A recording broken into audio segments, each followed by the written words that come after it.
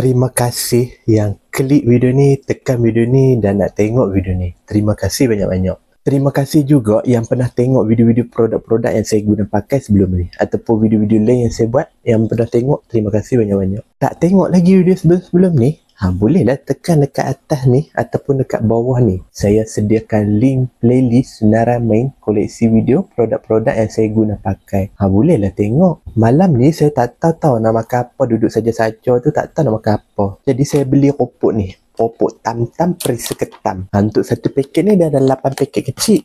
Jadi kita kena buka dululah paket besar ni kan.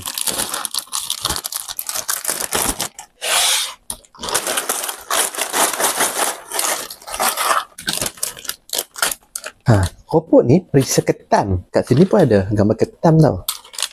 Okey, jom kita makan. Okey, kita koyaklah plastik buka ni. Okey, kita koyak plastik. Bungkusan ni dia macam ni. Dia macam biskut bantal pun ada kan.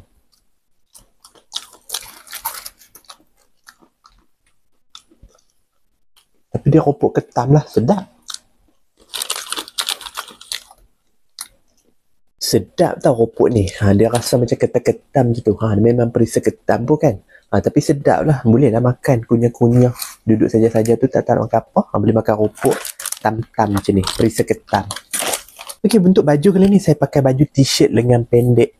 Baju ni dia lengan pendek. Dia punya tengkuk dia ni leher bulat. Boleh pilih warna, boleh pilih saiz. Okey, untuk minyak rambut saya pakai minyak rambut coconut dan juga ada rosemary dan juga peppermint. Cara nak pakai dia pun mudah lah. Kita tekan-tekan picit, lepas tu kita boleh sapu dekat kita punya rambut tau. Mudah lah. Bau minyak rambut ni pun wangi. Dia rasa macam berangin-bangin macam tu. Sebab dia ada peppermint dan juga rosemary tu. Boleh lah pakai minyak rambut yang macam ni. Okey, sikat rambut pula saya pakai sikat rambut bulat yang macam ni. Jadi mudah kita nak sikat rambut kita tu macam ni. Kita sikat je lah. Nak sikat tepi ke, sikat tengah, sikat belakang ke, sikat depan ke. Jadi mudah kita nak sikat. Tak mau buat sikat, nak buat garu-garu pun boleh. Gatal-gatal kan, boleh buat garu-garu. Minyak wangi pula saya pakai minyak wangi Boyo Fighter. Minyak wangi ni murah je harga dia pun. Pilihan wangian pun boleh pilih. Dia ada juga untuk wanita. Boleh pilih. Boleh pun wangi, boleh lah kita spray tu kan.